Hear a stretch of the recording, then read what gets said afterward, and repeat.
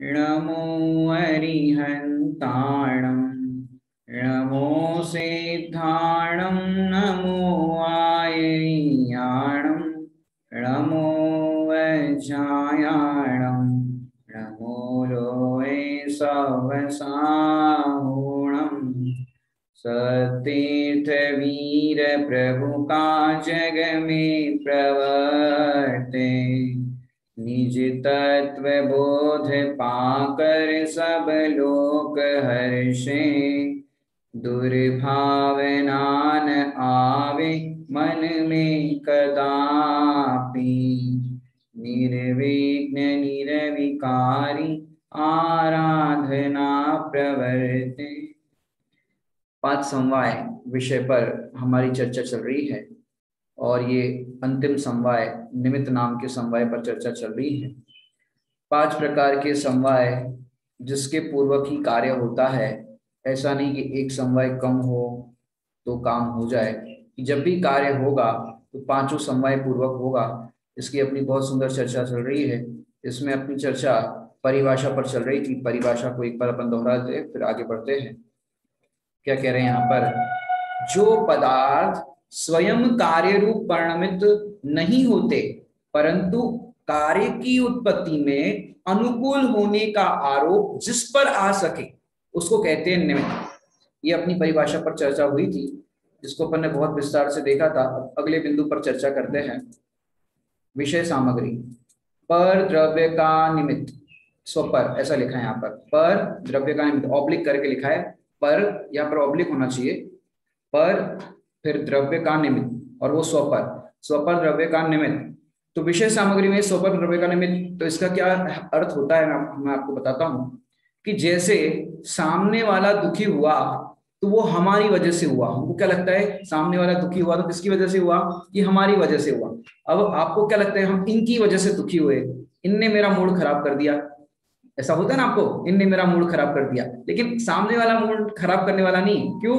सामने वाला अगर दुखी हुआ तो वो हमारी वजह से नहीं हुआ, अपनी मिथ्या कल्पनाओं से दुखी हुआ। जैसे आप किसी को फोन लगाओ और वो फोन लगाने पर या आपको बात करनी है वो उस टाइम पे अवेलेबल ना हो, बिजी हो, अब वो आपसे बात नहीं कर पा रहे, तो उस टाइम पे क्या होता है कि देखो जब भी फोन लगाते हैं जब भी हमारे पास टाइम होता है तो उनके पास टाइम नहीं। तो ऐसे आप दुखी हो जाते हो कि पता नहीं आजकल बात क्यों नहीं करते, ऐसा क्या हो जाता है।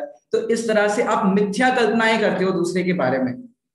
ये मिथ्या कल्पनाएं ही आपको दुख का कारण है। पर द्रव्य है वो दुख का कारण नहीं। क्योंकि पर द्रव्य तो क्या है, जब आप दुखी होते हो तो निमित्त पर आरोप आता है कि इनके कारण दुखी हुए।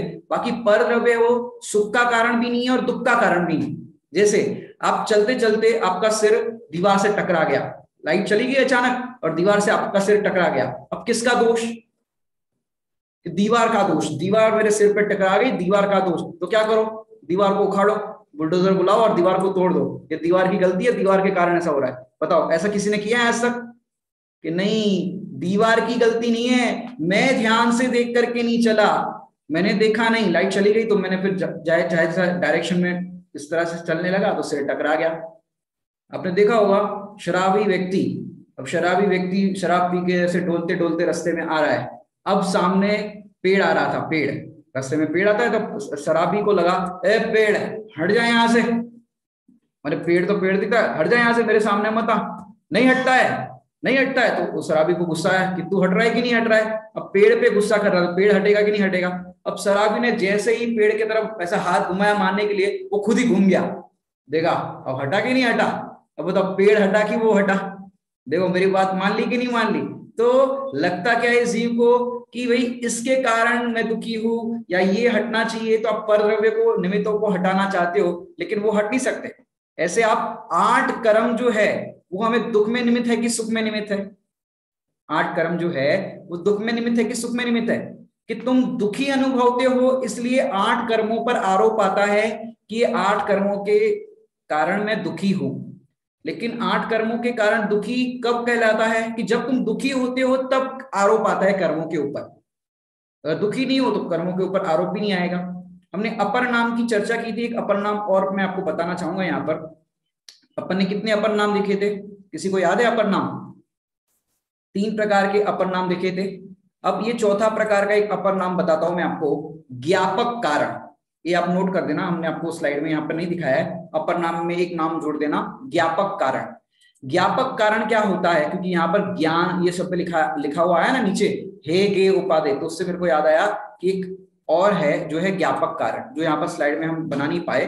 तो ज्ञापक कारण क्या होता है कि जैसे आप कार लेकर के ड्राइव कर रहे हो, कहीं पर जा रहे हो, अब कहीं पर जा रहे हो तो फिर हाईवे पर आप निकल गए, लेकिन आपको हुआ कि रास्ते में कोई माइलस्टोन ही नहीं आ रहा है, ये रास्ता सही है कि गलत है, आप थोड़ा सा डाउटफुल हो गए।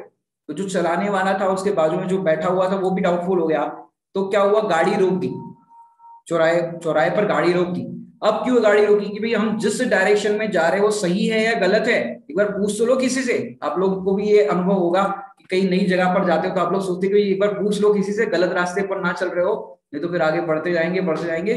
तो आप क्या करते हो, रुक जाते हो। अब उसमें कई लोग गाड़ी में ऐसे पीछे बैठे हुए होते हैं, वो लोग बोलते हैं अरे भैया चलो तो सही, कब से बैठे हैं, कब तक बैठे रहेंगे आप, चलो तो कहीं तो पहुंच जाएंगे। अब कहीं तो पहुंच जाओगे तो कहाँ पहुंच जाओगे, कि नहीं नहीं नहीं, पहले किसी से पूछो। तो क्या करते हो, पूछते हो। अब वो भी किसको, कि जो कोई जानकार हो, हमको यहाँ पर जाना है तो कौन से डायरेक्शन में जाना, राइट जाना, लेफ्ट जाना, सीधा जाना, कैसा जाना। अब हमने किसी से पूछा और उसने बताया कि भाई सीधा जाना, राइट जाना, फिर ये पूरा रास्ता बताया, तो वो क्या है, ज्ञापक कारण, बताने वाला। जैसे जो माइलस्टोन होता है, माइलस्टोन, वो बोर्ड लगा हुआ होता है कि भाई पूना जाना है तो इतना दूर है, मुंबई जाना है तो इतना दूर है। तो ये माइलस्टोन जो होता है, माइल, माइल मतलब वो बताने वाला, स्टोन मतलब पत्थर, और माइल उस पर लिखा हुआ होता है कितना दूर है। अब वो माइलस्टोन जो है वो क्या करता है, हमें पहुंचा देता है हमारे मार्ग पर, रास्ते पर पहुंचा देता है, डेस्टिनेशन पर पहुंचा देता है कि नहीं, वो ज्ञापक कारण है, वो बताने वाला है कि भाई यहां से ये डेस्टिनेशन इतना दूर है। लेकिन कोई माइलस्टोन पर ही बैठ जाए तो पहुंचाएगा कि नहीं पहुंचाएगा, कि भाई माइलस्टोन पर बैठ जाओ तो पहुंचाएगा नहीं, वो आपको वो दिशा बताएगा। तो ये ज्ञापक कारण है, ये भी एक अपर नाम इसके अंतर्गत आता है। अब अपन देखते हैं, यहां पर लिखा है हे गे और उपाधि। ये निमित्त क्या है, हे है अर्थात छोड़ने लायक है, गे अर्थात जानने लायक है, या उपाधि अर्थात ग्रहण करने लायक है। क्या है, गे है, गे मतलब जानने लायक, लेकिन अपन ने और एक अर्थ किया था जानने में आने लायक। क्या कहा था, जानने में आने लायक, क्योंकि निमित्त बहुत सारे निमित्त है, अर्थात कि जब भी कार्य होता है तो निमित्त बदल जाता है। कार्य होता है तब निमित्त पर आरोप आता है कि भाई इनके कारण कार्य हुआ, तो निमित्त तो जानने योग्य है, जानने में आने योग्य है। जब भी कार्य होगा तो कोई ना कोई निमित्त होगा, तो वो जानने लायक है, जानने में आएगा वो, भाई इसके कारण ऐसा कार्य हुआ। उस पर तो सिर्फ अनुकूलता का आरोप आएगा।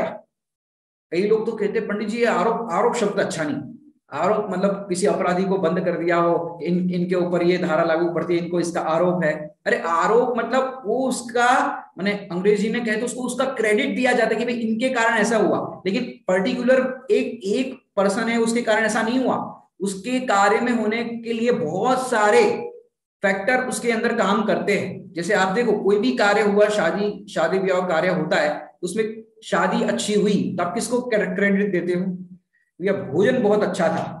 तो भोजन अच्छा था तो भोजन तो सामग्री थी, अब उसके बनाने वाले और भी जो सामग्री जुटा रहे थे उनका, तो हर लोगों का इसमें निमित्त कहलाएगा। लेकिन पर्टिकुलर हम किसी को निमित्त ठहरा देंगे इनके कारण हुआ। तो जो निमित्त है वो गे है, अर्थात जानने में आने योग्य है, और इसका क्या है कि भाई वो सिर्फ जानने में आएंगे। अब आगे बढ़ते अपन अगले बिंदु के ऊपर, क्योंकि ये एक एक शब्द आपको अच्छे से समझ में आएगा। देखिए अब विशेषताएं, निमित्त की विशेषताएं क्या है, कि द्रव्य गुण पर्याय नहीं। कौन, जो निमित्त समवाय है, निमित्त नाम का समवाय निमित्त है, वो द्रव्य है, गुण है कि पर्याय है, कौन है, द्रव्य है, गुण है कि पर्याय है, कि द्रव्य भी नहीं है, गुण भी नहीं है और पर्याय भी नहीं। तो क्या कहना चाहते हो आप, निमित्त कौन है, कि भाई निमित्त नाम की कोई वस्तु नहीं है कि भाई ये पर्टिकुलर अपन ने बता दिया भाई ये निमित्त है, ऐसा ऐसा नहीं है। जैसे आपको पता है कि चाकू जो है वो सब्जी बनाने में निमित्त है कि उंगली काटने में निमित्त है, कि जब भी आपका कार्य होगा तब वो चाकू को वैसा निमित्त कहने में आएगा। उसी चाकू से आपकी सब्जी बनेगी तो सब्जी बनने का निमित्त, उंगली कटेगी तो उंगली कटने का निमित्त, पर कार्य होगा तब वो चाकू कहलाएगा। कार्य हुआ ही नहीं तो फिर काय का निमित्त, पैसा है वो काय का निमित्त है? बताओ, पैसे जो है, पैसे, वो पैसे काय का निमित्त है? कुछ निमित्त नहीं है। आपके घर में पैसे रखे हो, काय कुछ निमित्त नहीं है उसका कि भाई निमित्त तब कहलाएगा। जैसे देखो 500 और 1000 के नोट आपके पास 8 नवंबर 2016 7 बजे तक आपके पास, 7:30 बजे तक आपके पास थे, तब तो पैसे को देख करके आपको काय का निमित्त बन रहे थे? अरे वाह, आज तो बहुत सारा पैसा है हमारे पास आया, आज बहुत सारा पैसा आ गया, अब तो हम घूमने के लिए जाएंगे, शॉपिंग करेंगे, सोना चांदी खरीदेंगे, कपड़े खरीदेंगे। और जैसे ही 8 बज गए तो काय का निमित्त हुआ? पहले आपको 7 बजे 7:30 तक तो सुख का निमित्त बन रहे थे, मैंने सुखी हो रहे थे उन पैसों को देख करके। अब वही 8 बजने के बाद काय का निमित्त बन गया? दुख का निमित्त। तो आप सुखी अनुभव करते हो तो सुख का निमित्त, दुखी अनुभव करते हो तो दुख का निमित्त। पैसा कोई निमित्त ऐसा नहीं है कि भाई ये पर्टिकुलर इसका निमित्त है। तो ऐसे ही यहाँ पर द्रव्य गुण पर्याय नहीं, मतलब जो कोई भी निमित्त की अपन बात करें, जैसे अपन देखे कि देवशास्त्र गुरु है वो काय के निमित्त है? देवशास्त्र गुरु है वो काय के निमित्त है? वे देवशास्त्र गुरु तो सच्चे है, तो वो सच्चे सम्यक दर्शन के निमित्त होने चाहिए कि भाई सम्यक दर्शन के निमित्त है, ऐसा जरूरी नहीं है देवशास्त्र गुरु। अब वही तुम्हारे ग्रहित मिथ्यात्व के निमित्त बन जाए। समझ आई कि नहीं आई? जैसे महावीर भगवान है, तो महावीर भगवान है काय के निमित्त? सम्यक दर्शन के निमित्त। कि नहीं, सम्यक दर्शन हो तो निमित्त कहलाएंगे, सम्यक दर्शन नहीं हुआ तो फिर काय के निमित्त? प्रयोजन की सिद्धि हो तो वो निमित्त कहलाएंगे। जैसे आप देखो महावीर भगवान, ऐसे अपन कहेंगे वीतरागी है, उसमें उनमें तो कोई दोष नहीं है, वो तो निर्दोष है। लेकिन आप देखो कि वही महावीर भगवान को, वो जो महावीर जी वाले महावीर भगवान है, कि ये तो हमें बच्चा देने में निमित्त है, जिसको बच्चा नहीं हो रहा है वो महावीर जी चले जाए तो वहां बच्चा हो जाएगा, वो हाथे लगा दे ऐसे हो जाएगा। तो ये जो करते हैं तो वो तो ग्रहित मिथ्यात्व के खाते में आ गया। भगवान देते हैं क्या? कि भगवान देते नहीं है, लेकिन फिर भी तुमने अपनी मान्यता के अंदर ऐसा बैठाया कि ऐसा भगवान करने वाले है। वो भी यहाँ के तुम्हारे नगर के महावीर भगवान नहीं, वो वहां वाले, नहीं बस वहां वाले। तो ये अपन ने वही वीतरागी भगवान को काय का निमित्त बना दिया? ग्रहित मिथ्यात्व का। है सच्चे निमित्त, देवशास्त्र गुरु सच्चे है, वीतरागी है, लेकिन उसी को ग्रहित मिथ्यात्व का निमित्त बना दिया। तो निमित्त जो है, अभी यहाँ पर खुलासा करते हैं, द्रव्य गुण और पर्याय नहीं है तो क्या है? निमित्त है क्या? द्रव्य नहीं है, गुण नहीं है, पर्याय नहीं, तो है क्या? कि जब भी कार्य होता है तो जो वहां पर उपस्थित होता है अनुकूल होने का उस पर आरोप जाएगा, और जो होगी वो पर्याय ही होगी।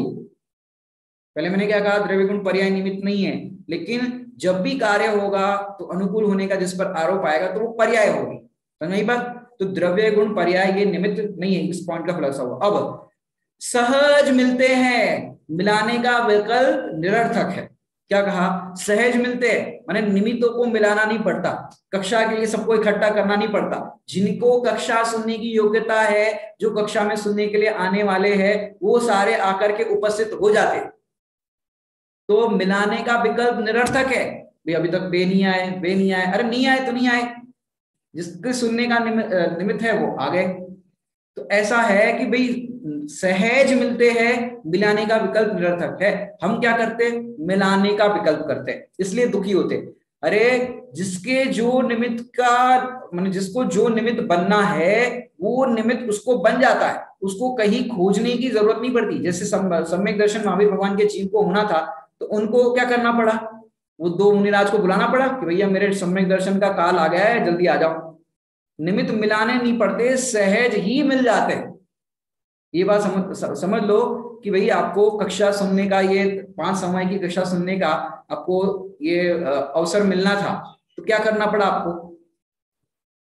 आपने कभी तो नाम सुना होगा कि 5 समय होते हैं, लेकिन ये कक्षा सुनने के लिए क्या करना पड़ा? कि सहज ही हमको पढ़ाने का ये विषय भाव आया, और आपको भी ये सुनने का भाव था, तो इस तरह से दोनों के निमित्त बन गए, ये कक्षा आपको सुनने के लिए मिल गई। तो ऐसे सहज निमित्त मिलते हैं, मिलाने नहीं पड़ते। और मिलाने का जो विकल्प है वो कैसा है? निरर्थक है। आगे, जिनवाणी में बहुतायत कथन है। जिनवाणी में बहुत कथन क्या है? कि जिनवाणी में 99% जितने भी कथन है वो निमित्त की अपेक्षा से कथन है कि भाई इनके कारण इनका काम हुआ। कुत्ते को नमोकार मंत्र सुनाया, किसने सुनाया? जीवनधर स्वामी ने। तो वो कहाँ गए? स्वर्ग में गए। कुत्ता कहाँ गया? स्वर्ग में। तो कुत्ते को जीवनधर स्वामी के निमित्त से, माने नमोकार मंत्र सुनाया हमने, तो उनको क्या हुआ कि भाई वो स्वर्ग में गया। ऐसे बहुत सारे कथन मिलेंगे। अंजना सती और पवन जय का 22 साल तक एक दूसरे के प्रति वियोग रहा, माने उनके एक घर में रहने पर भी बातचीत नहीं हुई, तो उनका मिलन कैसे हुआ? चकवा चकवी के वियोग के निमित्त से। चकवा चकवी का वियोग देखा तो ये निमित्त कारण बना कि भाई इनके कारण ऐसा हुआ, है कि नहीं? तो ये जितने भी जिनवाणी में बहुतायत कथन होते हैं वो 99% काय के होते हैं? निमित्त की प्रधानता से कथन होते हैं। 66 दिन तक दिव्य ध्वनि नहीं खीरी, तो क्यों नहीं खीरी? कि भाई वहां पर गणधर देव नहीं थे, तो गणधर नहीं थे क्या? कि और सारे तो थे, दूसरे तो थे, लेकिन योग्य मतलब जिनके निमित्त से वाणी खिरने का योग बनना था, मैंने 66 दिन तक नहीं खीरी। सोचो तो भाई इंद्रभूति गौतम गणधर से हुई, इंद्रभूति थे 500 शिष्यों के गुरु, वो भी मिथ्या मत वाले, और उनके निमित्त से खिरना थी तो उनके निमित्त से हुई।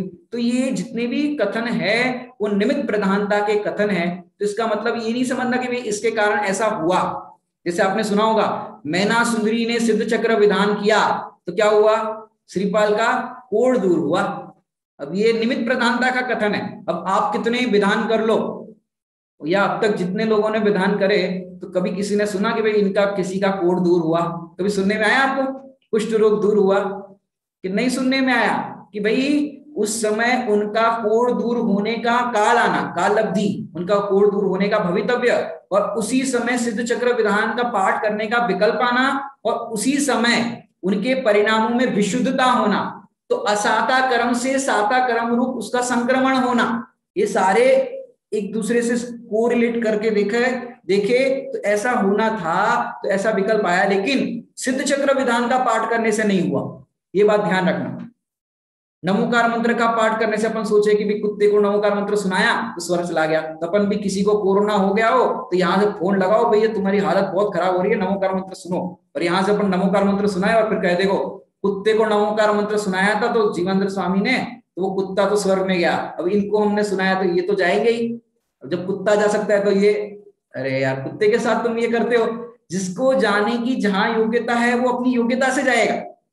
ये निमित्त की प्रधानता से कथन होते हैं। ये जिनवाणी में बहुत कथन जो है वो निमित्त की प्रधानता से होते हैं। फिर अगला पॉइंट, दृष्टि में सच्चा निमित्त उपादान बताता है। दृष्टि में सच्चा निमित्त कौन बताता है? उपादान। उपादान क्या होता है? कि जीव की स्वयं की योग्यता, जीव का स्वयं का पुरुषार्थ, और वो अलग विषय है त्रिकाली उपादान, क्षणिक उपादान। कि त्रिकाल मौजूद है वो है त्रिकाली उपादान, माने द्रव्य जो है वो त्रिकाल मौजूद है, द्रव्य अपना जो है त्रिकाली द्रव्य वो सदाकाल मौजूद है, तो वो है त्रिकाली उपादान। और पर्याय में जो एक समय की अपन कहते हैं वो है क्षणिक उपादान, जो जीव की एक समय की योग्यता में जो पुरुषार्थ जगा तो यह क्षणिक। तो दृष्टि में सच्चा निमित्त उपादान बताता है। व्यवहार से कहा जाए तो सच्चे देव शास्त्र गुरु है और सम्यक दर्शन में निमित्त है, पंच परमेष्ठीय सम्यक दर्शन में निमित्त है। लेकिन वास्तव में उपादान किसका चाहिए? कि जीव का स्वयं का उपादान चाहिए। शुद्धातम अरु पंच गुरु जग में शरणों दोय, तो पंच परमेष्ठी भी शरण है और शुद्धात्मा भी शरण है। तो शुद्धात्मा शरण है तो शुद्धात्मा पंच परमेष्ठी का आश्रय करोगे तो सम्यक दर्शन नहीं होगा, शुद्धात्मा का आश्रय करोगे तो सम्यक दर्शन होगा। अपने में अपनापन करने पर सम्यक दर्शन होगा, पंच परमेष्ठी में अपनापन करोगे तो नहीं होगा। ये क्या बात कर रहे हो? पंच परमेष्ठी से नहीं होगा? कि नहीं होगा। क्यों नहीं होगा?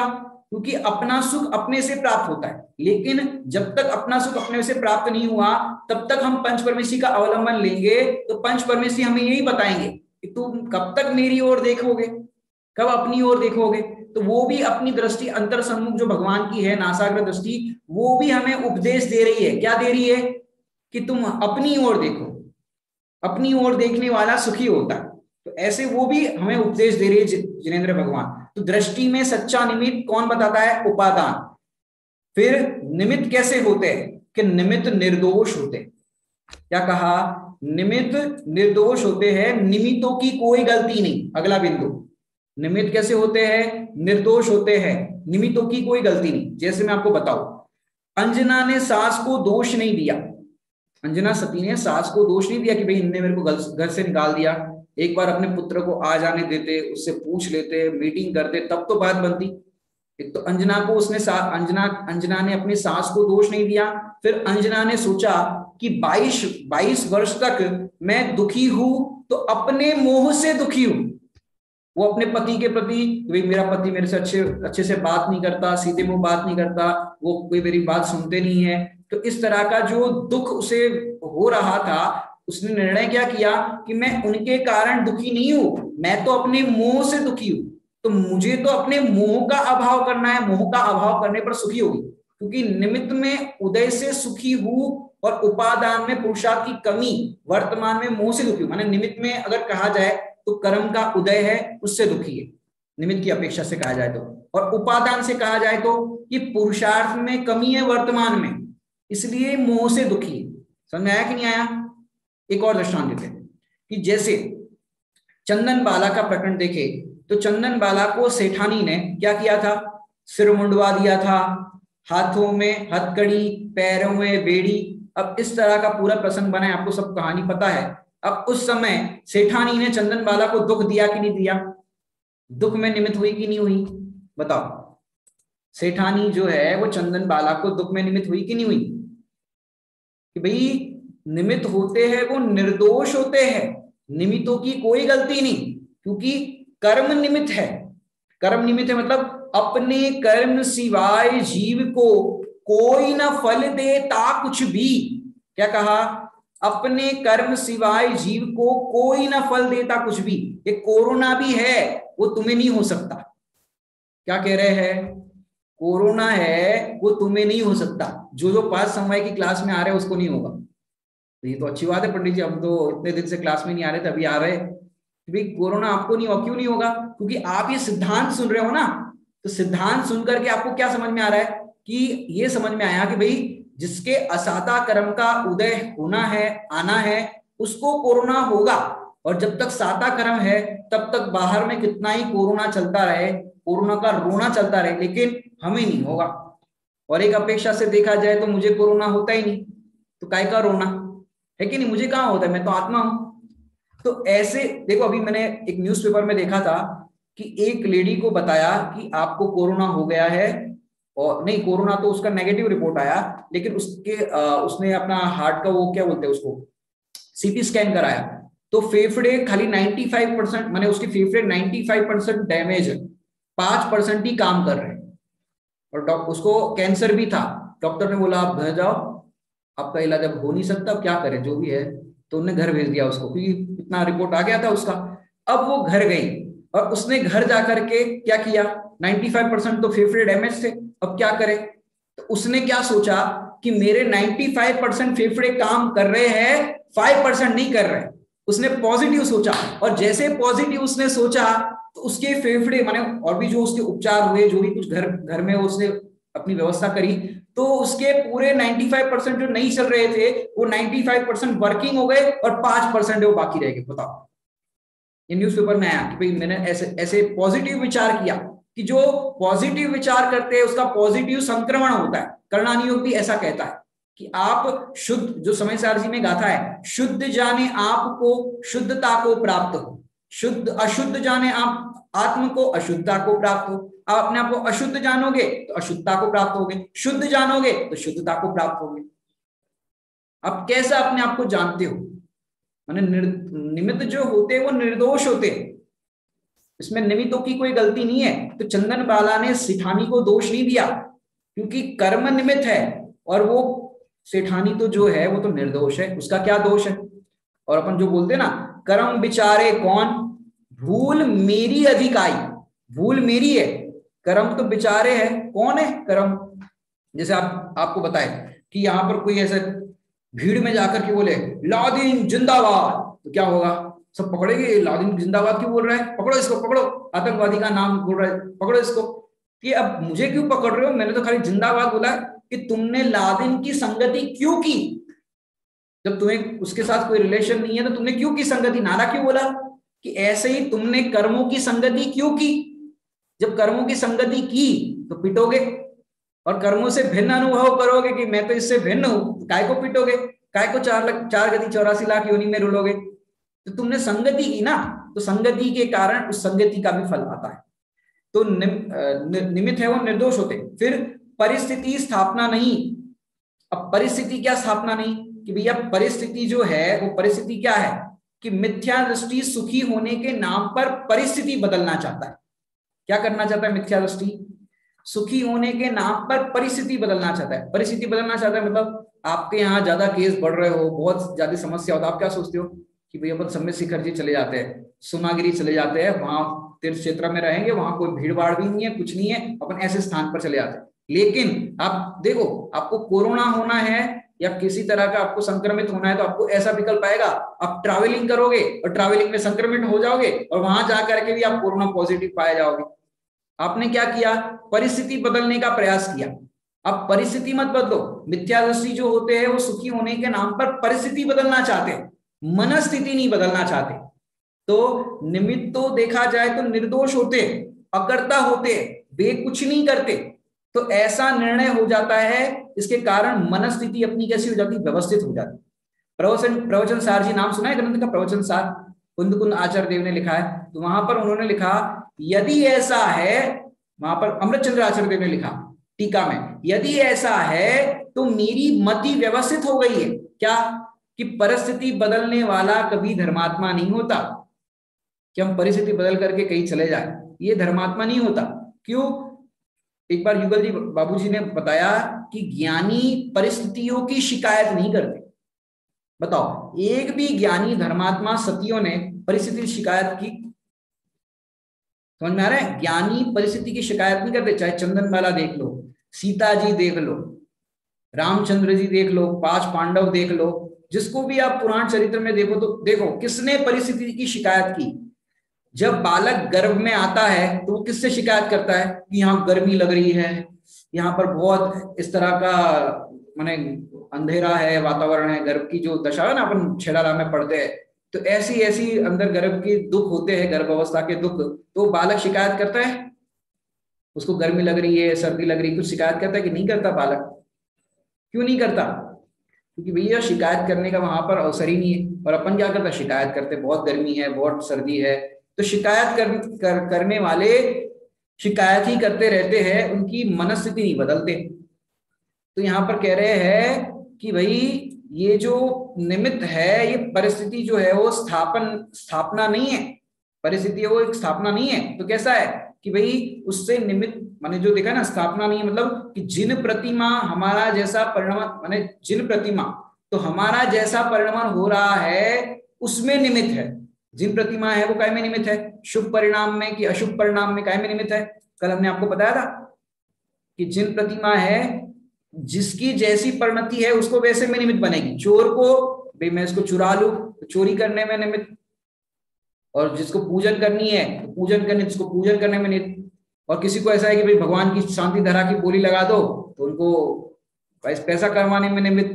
और कोई को कि भाई हमें कुछ नहीं करना है, जिन दर्शन से निज दर्शन पा, सम्यक दर्शन में निमित्त। अब जिन प्रतिमाएं बताओ काय में निमित्त है? जैसे कल हमने आपको दृष्टांत दिया था, पानी है माने जल है, वो जल जीने में निमित्त है कि मरने में निमित्त है? कि जो जिस प्रकार से उसका प्रयोग करे वैसे उसमें निमित्त हो जाएगी। समझ में आया कि नहीं आया? तो आगे बढ़ते अपन। एक पर्याय में परस्पर विरोधी कार्य, क्या कह रहे हैं? एक पर्याय में परस्पर विरोधी कार्य। एक पर्याय में परस्पर विरोधी कार्य कैसे होंगे? भाई एक पर्याय में विरोधी परस्पर कार्य तो ऐसा है इसके अंदर कि एक पर्याय में परस्पर विरोधी कार्य में निमित्त होने की योग्यता। परस्पर निमित्त, क्योंकि अनेकांत है ना, अनेकांत। अनेकांत किसे कहते हैं? प्रत्येक वस्तु में वस्तुपने को निपजाने वाली परस्पर विरुद्ध दो शक्तियों का एक साथ प्रकाशित होना, इसका नाम है अनेकांत।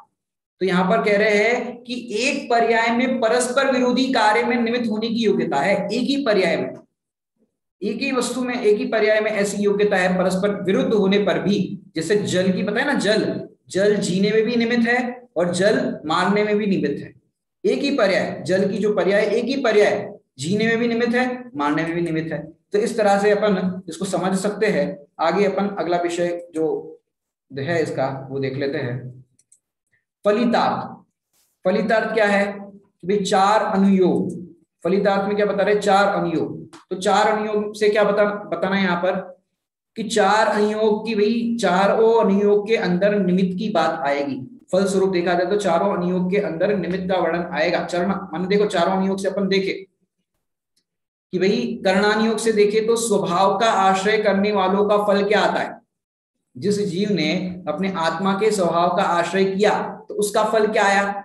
आत्मा के स्वभाव के आश्रय करने वाले का वे सम्यक दर्शन, सम्यक ज्ञान, सम्यक चारित्र, केवल ज्ञान, मोक्ष, ये कर्णानियोग से उसका फल है। और जो स्वभाव का आश्रय नहीं करते उसका फल विराधना का फल, जो अपनी चर्चा चली थी विराधना का फल, वो पूरा विराधना का फल इसके अंदर लगा देना।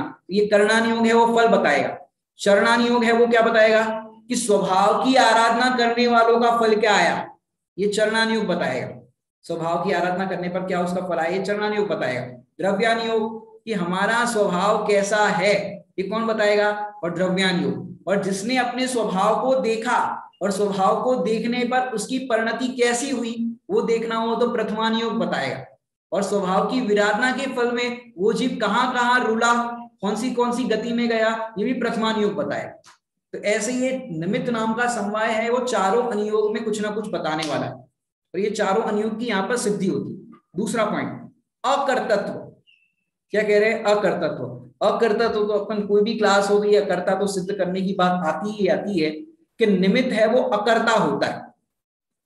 तो अपन निमित्त को तो कर्ता कहते हैं कि अकर्ता होता है वही कर्ता होता है। क्यों कर्ता, इस देखो कुम्हार ने घड़ा बनाया तो कुम्हार को घड़ा बनाने का कर्ता हमने कहा तो किस लिए कि आपको घड़ा लेना है तो कुम्हार की दुकान पर ही जाना पड़ेगा, डॉक्टर के पास या कोई किराने की दुकान पर जाओगे तो वहां नहीं मिलेगा। तो इसलिए कहा जाएगा कि कुम्हार है वो करता है। लेकिन कुम्हार को कहो कि बरसात हो गई और उसकी सारी मिट्टी है वो गीली हो गई, एकदम लपसी जैसी हो गई, अब बताओ उसको कहो कि बनाओ, बना पाएगा वो कि नहीं। मैं बनाने की मेरे में योग्यता तो है, आता तो है मुझे, लेकिन योग्य मिट्टी नहीं है तो कैसे बनाऊं।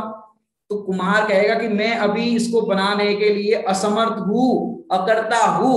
तो इससे क्या सिद्ध हुआ कि कुम्हार है वो घड़ा नहीं बनाता, मिट्टी की उपादानगत योग्यता से घड़ा बनता है।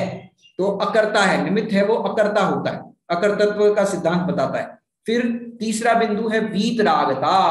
वीतरागता क्या है कि निमित्त को कर्ता माने तो वीतरागता की सिद्धि नहीं होगी। क्या कहा, निमित्त को कर्ता माने तो वीतरागता की सिद्धि नहीं होगी। कैसे नहीं होगी कि भाई महावीर भगवान समूह शरण में है, समझो अब महावीर भगवान है वो समूह शरण में है तो अपन कहते हैं भाई केवली के पाद मूल में जाओ तो सम्यक दर्शन कौन सा होता है, शायिक सम्यक दर्शन होता है कि नहीं होता है। ठीक है, अब महावीर भगवान के आप समूह शरण में गए तो किसी को शायिक सम्यक दर्शन हुआ तो अपन को क्या पता चला कि भगवान है वो सम्यक दर्शन के देने वाले, अपन ने कर्ता मान लिया। अब कोई अपने मंदिर में जाए वहां पर भगवान के दर्शन करे, अब उसको तो औपशमिक सम्यक दर्शन हुआ। कौन सा हुआ, औपशमिक सम्यक दर्शन हुआ। अब वो औपशमिक सम्यक दर्शन जो हुआ तो कौन ने दिया, भगवान ने दिया कि नहीं दिया, कि भगवान तो वीतरागी है वो देने वाले लेने वाले नहीं है। और समझो किसी को क्षायिक हो गया, समूह शरण में तो क्षायिक ही होगा केवली के पाद में, और किसी ने अपने मंदिर में करा तो अब किसी को क्षायिक किसी को औपशमिक, तो ये तो भगवान पार्शलिटी कर रहे हैं। मैंने दो लोग आपस में लड़ मरेंगे, देखो कैसे भगवान है, हमको क्षायिक दिया इनको औपशमिक, माने हमको औपशमिक दिया इनको क्षायिक दिया। अरे भगवान है वो औपशमिक क्षय औपशमिक नहीं देते, ये तो सबको बराबरी से एक साथ देना चाहिए, नहीं तो लड़ मरेंगे। जैसे माँ होती माँ, कोई बेटा अच्छा पढ़ लिख करके अच्छा डॉक्टर बन गया, इंजीनियर बन गया, सीए बन गया, और एक लड़का तो एवे ही घूमता रहा फिरता रहा पढ़ता रहा, मैंने वो कोई काम का ना धाम का। अब बताओ, अब उसकी भी शादी करा दी जैसे तैसे, उसकी बीवी क्या कहेगी, आपने 3 बच्चों, और माँ से कहेगी सास से, आपने 3 बच्चों को तो डॉक्टर इंजीनियर सीए बनाया, एक हमारे इनको ही नहीं पढ़ाया आपने। अब बताओ वो ऐसे कंप्लेन करेगी कि हम क्या करें, हम तो पढ़ा रहे थे यही नहीं पढ़े, है कि नहीं। तो ऐसे वीतराग का माँ कैसी बनती, तब हम तो वीतरागी है, माँ ऐसा कहेगी हम पढ़ा रहे थे ये पढ़े नहीं, ये लोग पढ़ के आगे बढ़ गए। तो ऐसे ही भगवान है वो वीतरागी है, ना वो औपशमिक क्षयोपशमिक ना क्षायिक देते हैं। अगर वे देते तो बहुत अफरा तफरी मच जाती, लड़ाई झगड़े हो जाते कि भगवान कैसे हमको ऐसा दिया, माने कोई रेवड़ी तो बांट नहीं रहे कि भाई इनको ऐसा दो इनको ऐसा दो, उसमें तो नहीं करेंगे।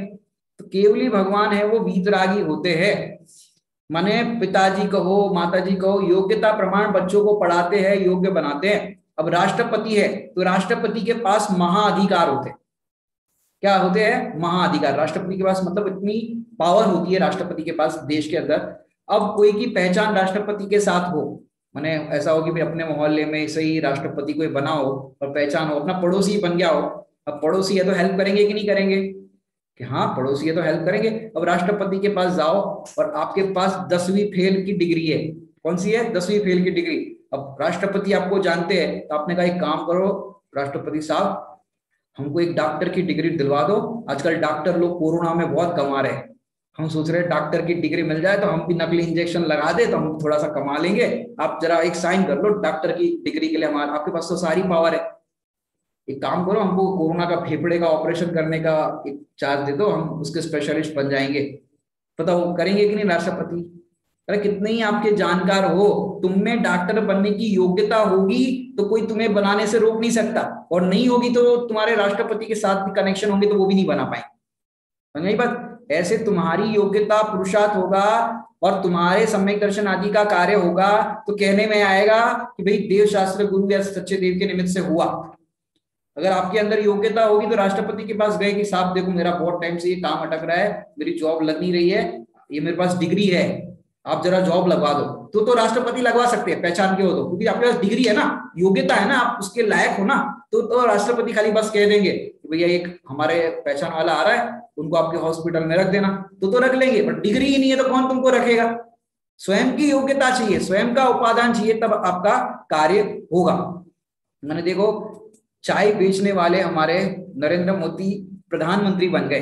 अब हर चाय बेचने वाला सपना देखता है, यदि कोई चाय वाले को ऐसे बोल देना ए चाय चाय चाय चाय, ऐसा बोल देना ठीक से बात करो, हम भी चाय वाले की बिरादरी के हैं, कल प्रधानमंत्री बन सकते हैं, तो उसमें योग्यता स्वयं वो करे तो होगा।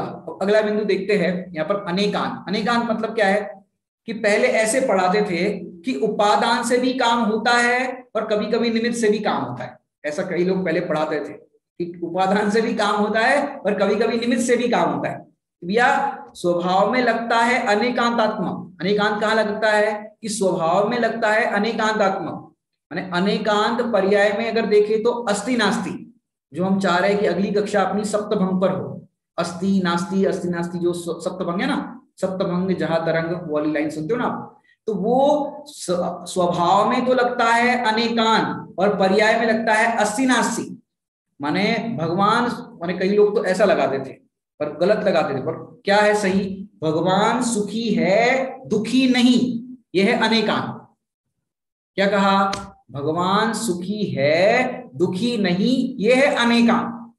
शक्कर मीठी है खट्टी नहीं, यह है अनेकांत। माने कई लोग तो ऐसे लगाते थे कि भगवान सुखी भी है और भगवान सुखी है और दुखी भी है। कैसे लगाओगे, नहीं लगेगा। भगवान सुखी है कि भगवान के पास अतीन्द्रिय सुख है, इंद्रिय सुख नहीं, अरे ऐसा नहीं लगेगा। भगवान के पास सुखी है क्योंकि इंद्रिय सुख की उनको दरकार ही नहीं। तो भगवान सुखी है दुखी नहीं, ये है अनेकांत। असली अनेकांत तो ये है। तो वस्तु में समझ की जरूरत है, समझाने की नहीं। क्या कहा, वस्तु में समझ की जरूरत है, समझाने की नहीं। वस्तु समझ में आ जाएगा और फिर समझाने की जरूरत नहीं पड़ती। आगे अगला बिंदु देखते अपन। 4 अनेकांत का हो गया। निमित्त से नहीं, निमित्त के बिना भी नहीं। कार्य जो होता है निमित्त से नहीं होता। क्या कहा, कार्य जो होता है निमित्त से नहीं होता है कि भाई अपन कहे कि भाई इनके कारण ऐसा कार्य होता है, ऐसा नहीं। पर जब भी कार्य होगा तो निमित्त होगा ही होगा। तो निमित्त से नहीं लेकिन निमित्त के बिना भी नहीं। मैंने निमित्त से कहोगे भाई इनके कारण ऐसा कार्य होगा तो उससे नहीं होगा, लेकिन जब भी कार्य होगा तो निमित्त के बिना नहीं होगा। समझ आया पॉइंट। निमित्त से नहीं होगा। अपन कहेंगे भाई निमित्त से, देव शास्त्र गुरु निमित्त है तो अपन भाई देव शास्त्र गुरु के चरण पकड़ लो तो अपना काम हो जाएगा, ऐसा नहीं। लेकिन जब भी काम होगा तो व्यवहार से कहो तो देव शास्त्र गुरु उसमें निमित्त होंगे। अब अगला 4 कषाय का अभाव। निमित्त को समझने पर क्या होता है कि निमित्त को समझने पर 4 कषाय का अभाव होता है। अब 4 कषाय का अभाव कैसे होगा, सरल दृष्टांत से आपको बता देते हैं कि निमित्तों से काम नहीं होता, लेकिन निमित्त को समझेंगे इस निमित्त नाम के समवाय को तो 4 कषाय का अभाव कैसे हो जाएगा कि हमको क्या लगता है इनके कारण हमको गुस्सा आया, क्रोध आया, पर अपन को समझ में क्या आया कि भाई इनके कारण नहीं आता, हमको तो अपने स्वरूप को भूलने पर ये गुस्सा आया, इनके कारण नहीं आया, तो फिर क्या होगा, क्रोध कषाय का अभाव हो जाएगा। वो कारण नहीं है, परद्रव्य कारण नहीं है। ऐसे मान, माया, लोभ, ये चारों कषाय को लगाना। मैंने प्रवचन में 4 कषाय, देखो प्रवचन में आपको प्रवचन में आप पंखे के नीचे बैठे हो, गर्मी के दिन है, पंखे के नीचे बैठे हो, हालांकि अपने स्वाध्याय हॉल में या स्वाध्याय जहां चलते हैं वहां पंखे लगते नहीं है, फिर भी समझो कदाचित कहीं पर आपके पंखे लग गए, अब पंखे के नीचे बैठे और आप बीचों बीच बैठे थे, सेंटर में, पीछे बैठे हो तो थोड़ी सी हवा खा करके आ जाओ, बीचों बीच बैठे, अब लाइट चली गई, अब आपको बहुत गर्मी लग रही है, और कई लोग तो आगे पीछे इधर उधर बैठे थे तो वहां पर तो अच्छी हवा आ रही थी, पर बीचों बीच पांडाल लगा हुआ था तो हवा नहीं आ रही थी, तो आपको गुस्सा आ रहा है कि कहां बीच में बैठ गए। तो प्रवचन सुनते समय गुस्सा आ रहा है, ये क्रोध कषाय।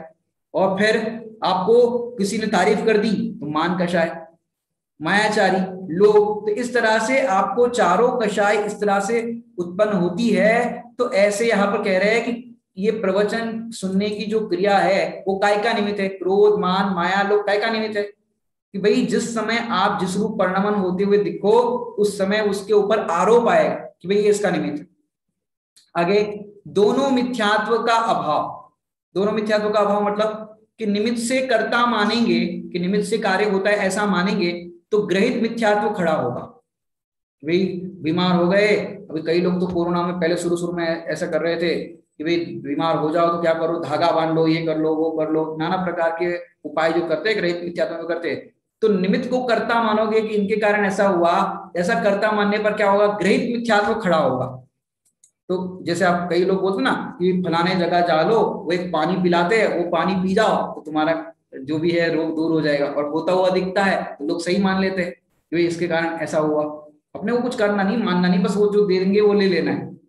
अपन मानो मत कि भाई निमित्त को कर्ता मानोगे तो ग्रहित मिथ्यात्व खड़ा होगा, और निमित्त से कर्ता नहीं मानेगा तो ग्रहित मिथ्यात्व का अभाव हो जाएगा। समझ में आई बात? निमित्त को कर्ता मानोगे तो ग्रहित मिथ्यात्व खड़ा होगा, और निमित्त को कर्ता नहीं मानोगे तो ग्रहित मिथ्यात्व का अभाव हो जाएगा। और अपने दोषों का स्वीकार करने पर, अपने दोषों का स्वीकार मतलब पर्याय में जो दोष हो रहे हैं उसका स्वीकार करने पर क्या होगा, अग्रहित मिथ्यात्व भी मिट जाएगा। पर्याय में जो दोष हो रहे हैं आपके, वो पर्याय के दोषों को भी स्वीकार करेंगे। राग है, द्वेष है, क्रोध है, मान है, माया, लोभ है, ये सब है, उसको स्वीकार करेंगे तो क्या होगा, स्वीकार करने पर ये दोष है लेकिन ये मेरे स्वभाव में नहीं है, मैं तो उससे भिन्न हूं, शरीर से, राग आदि से मैं तो भिन्न हूं। तो ऐसा जो स्वीकार करेंगे तो उनको अग्रहित मिथ्यात्व का भी अभाव हो जाएगा। अब एक और स्लाइड देख करके अपना विषय को यहाँ पर विराम लेते हैं अपन। प्रयोजन क्या है निमित्त को समझने का, समझाने का, कि भाई यहाँ पर निमित्त को समझने समझाने का प्रयोजन इतना सा है, कुसंग छुड़ाना और निमित्ताधीन बुद्धि छुड़ाना। माने चरणान योग से कहा जाए तो भाई तुमको खोटे निमित्त से हटा करके सद निमित्तों में लाते। ऐसा होता है ना, खोटे निमित्त से हटा करके सद निमित्त में, जैसे आप अशुभ उपयोग में लगे हो, कुछ और विकथा कर रहे हो तो आपको क्या होगे, अरे पूरा दिन टीवी देखते रहते हो, विकथा करते रहते हो, आओ जरा स्वाध्याय करो, थोड़ा पाठ करो, भक्तमर का पाठ करो, मेरी भावना का पाठ करो। तो खोटे निमित्त से, विकथा से हटा करके आपको सद निमित्त में ला दिया, अच्छे निमित्त में ला लिया, शुभ भाव में ला लिया। तो ये चरणानियोग का प्रयोजन या निमित्त ये होता है कि कुसंग से छुड़ाना, और कुसंग से छुड़ा करके सद निमित्त में भी आ गए। तो सद निमित्त में आ गए तो भाई अटक मत जाओ, उस सद निमित्त से तुम्हारा काम नहीं होगा, निमित्ताधीन बुद्धि छुड़ाना। ये समझ में बात, खोटे निमित्त से अशुभ भाव से हटाया, शुभ भाव में लाया। अब शुभ भाव में अटके मत रहो, शुभ भाव से भी छुड़ाना, शुभ भाव से भी अपनी बुद्धि को छुड़ाना कि ये शुभ भाव से तुम्हारा काम नहीं होगा, तो निमित्ताधीन बुद्धि छुड़ाना, और फिर उससे भिन्न अपने भगवान आत्मा में दृष्टि कराना, ये प्रयोजन है। और एकांतवादी गाथा अगर आपको देखनी हो इसके संदर्भ में, तो गोमटसार कर्म कांड की गाथा 880 और आप्त मीमांसा का श्लोक 88 नंबर का है, उसमें हिंदी टीका है। आगे फटाफट अपन बिंदु देख लेते हैं, हालांकि अभी समय भी हो गया है तो अपन क्या करें, एक और क्लास ले ले कि इसको पूरा कर दे, आज पूरा कर दे, आज पूरा कर देते तो फिर आपको भी कल एग्जाम है, देख लेते हैं, 2 मिनट 5 मिनट में हो जाएगा। अब प्रयोग करते हैं निमित्त समवाय का। उपदेश पद्धति होने से उपयोगी है, उपादेय नहीं। माने उपदेश में ये कहा जाता है कि भाई अच्छे निमित्तों में रहो, देवशास्त्र गुरु के निमित्त में रहो तो आपका कल्याण होगा, यही हमारे कल्याण के निमित्त है। तो उपदेश पद्धति होने से उपयोगी है, माने जो प्रेरणा दी जाती है वो उपयोगी है, लेकिन प्रेरणा ही प्रेरणा का पालन करते रहोगे तो उससे क्या होगा, उसी को उपादेय मत मानना। निमित्त है वो उपयोगी तो है, उपादेय नहीं, माने निमित्त है उसका ग्रहण करने योग्य नहीं है, वो उपादेय नहीं मानना उसको। पंच परमेष्टि है वो अपने को अपने दिशा बताते हैं कि भाई कैसे अपना सुख प्रकट होगा, तो ये उपयोगी तो है, लेकिन पंच परमेष्टि का ही आश्रय करते रहोगे तो ये उपादेय हो गया। तो उपदेश पद्धति होने से उपयोगी है, उपादेय नहीं। फिर आगे, चर्चा से नहीं निमित्ताधीन दृष्टि से बचे। माने आप निमित्त की चर्चा करोगे तो कई लोग कहते हैं भाई निमित्त की चर्चा मत करो, चर्चा मत करो, निमित्त की चर्चा करोगे तो निमित्ताधीन दृष्टि हो जाएगी। तो ऐसा नहीं, निमित्ताधीन चर्चा से नहीं, दृष्टि से बचो। चर्चा तो करनी पड़ेगी, भाई निमित्त से कार्य होता है कि उपादान से होता है, निमित्त से क्या होता है क्या नहीं होता, चर्चा तो करनी पड़ेगी कि नहीं करनी पड़ेगी। जैसे अपन अभी चर्चा कर रहे हैं ना, तो चर्चा से ही बचोगे आप कि नहीं नहीं हम निमित्त की क्लास नहीं सुनेंगे, निमित्त की क्लास सुनेंगे तो निमित्ताधीन दृष्टि हो जाएगी। अरे ऐसे निमित्ताधीन दृष्टि नहीं होती, निमित्त की चर्चा तो करना, निमित्त की चर्चा से नहीं निमित्ताधीन दृष्टि से बचे। कि जो निमित्त की दृष्टि बताते कि भाई फलानी जगह जाओगे तो आपका काम हो जाएगा, उनके यहाँ जाओगे तो ऐसा हो जाएगा, वो झाड़ फूक करते उससे हो जाएगा। तो इस तरह की जो निमित्ताधीन दृष्टि जो बताते हैं वो दृष्टि से अपने को बचना है। अपनी दृष्टि तो किस पर होनी चाहिए, ध्रुव दृष्टि पर, निमित्ताधीन दृष्टि से बचे।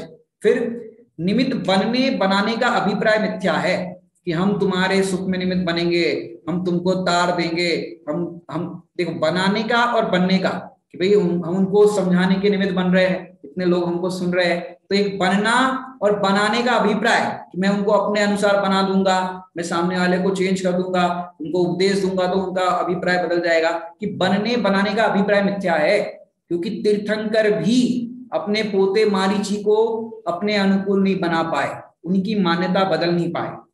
बताओ वो निमित्त है कि नहीं है। तो बनने बनाने का अभिप्राय मिथ्या है। फिर निमित्तों की अपेक्षा और उपेक्षा नहीं। देखो शब्द कितना बेजोड़ है, आदरणीय भाई साहब ने ये पूरे चार्ट का बहुत सुंदर वर्णन किया है। क्या कहा, निमित्त की अपेक्षा और उपेक्षा नहीं। अपेक्षा मतलब अपना कार्य करने के लिए हमको किसी की अपेक्षा नहीं। किसकी अपेक्षा नहीं, मतलब कि हमको अपना कार्य करने के लिए पंडित जी की भी जरूरत नहीं है।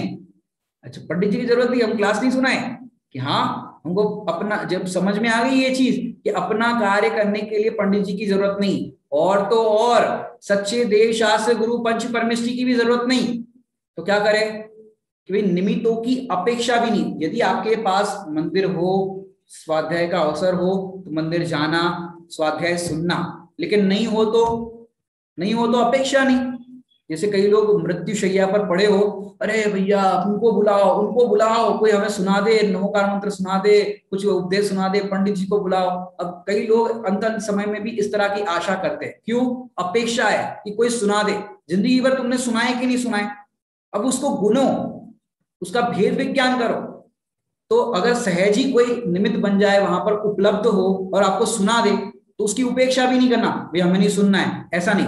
अपेक्षा भी नहीं हो तो अपेक्षा भी नहीं, और हो तो उसकी उपेक्षा भी नहीं। जैसे अभी मंदिर बंद है, सबको मंदिर के दर्शन समझो नहीं मिल रहे हैं जहां जहां शहरों के अंदर, तो अब नहीं मिल रहे हैं तो आप अपेक्षा मत रखो। अपेक्षा मत रखो मतलब कि भाई जबरदस्ती चले जाओ और फिर खुद भी कोरोना पॉजिटिव हो जाओ और दूसरे को भी कर दो, ऐसा नहीं करो। तो अपेक्षा भी नहीं और फिर सहज ही मंदिर मिल रहा हो, अरे हमको दर्शन की जरूरत नहीं, ऐसा नहीं। उपेक्षा भी नहीं, ऐसे हर चीज में आप लगा सकते हो। इस पॉइंट को अभी ज्यादा विस्तार नहीं करते हैं। अभाव नहीं गौण करने लायक है, निमित्त का अभाव नहीं करना है। निमित्त, क्योंकि निमित्त तो है वो जब कार्य होगा तब निमित्त कहलाएगा, उसके बिना किसका अभाव करोगे आप, नहीं कर सकते। तो निमित्त का अभाव नहीं करना है, गौण करने लायक। गौण करने लायक मतलब जो कार्य होता है स्वयं की योग्यता से, उपादान से कार्य होता है और उस समय निमित्त होता है, वो सिर्फ कहने के लिए, निमित्त कुछ करता नहीं है, लेकिन कहने के लिए कि इससे कार्य हुआ, ऐसा कहने में आएगा, तो उसको गौण करने लायक। फिर विधि विधि के लिए नहीं, निषेध निषेध के लिए नहीं, विधि विधि के लिए नहीं। माने जो प्राप्ति करते हैं निमित्त की निमित्त से जो कार्य होता हुआ दिखता है तो वो सिर्फ समझाने के लिए है, और निषेध निषेध के लिए नहीं, वे निषेध ही करते रहो निमित्त का, ये उसके लिए नहीं। जब कार्य होगा तो निमित्त कोई ना कोई होगा तो उस पर आरोप जाएगा, और फिर उसका निषेध निषेध के लिए भी नहीं कि भाई इससे कार्य नहीं होता है तो फिर अपन उसका क्रेडिट ही नहीं दो, ऐसा भी नहीं। जब कार्य होगा तो उसका नाम आएगा कि भाई इससे कार्य हुआ। तो सरल है ये निमित्त समवाय। ये पठन आपको पढ़ना हो तो प्रवचन सार के 47 नए में 26 से 33 तक का ये नए का प्रकरण है। निमित्त निमित्त का जो चैप्टर है उसमें देव नय, ईश्वर नय, इस तरह का वहां पर वर्णन है। इस तरह से अपन ने लगभग आज 16 नंबर की क्लास है, तो अपन ने 16 क्लासों के अंदर 5 समवाय का वर्णन पढ़ा है। ऐसे चर्चा करने जाए, ये जो हमने दिख रहा है ना प्रवचन सार जी के 47 नए, इसकी अपन चर्चा करने जाए तो कम से कम 50-60 लेक्चर हो जाए, इतना लंबा ये विषय है। तो ऐसे अपन ने संक्षिप्त में 5 समवाय को पढ़ा है, और भी आप इसका स्वाध्याय जो हमने पठनीय वगैरह मैटर दिया है यहाँ पर, उसके माध्यम से और भी पढ़ सकते हैं, सुन सकते हैं। इस तरह से आप अपना जीवन में इन 5 समवायों का प्रयोग करके, भेद विज्ञान करके पंचम गति की प्राप्ति करें। इसी मंगल भावना से विराम लेते हैं। ओम नमः शिवाय।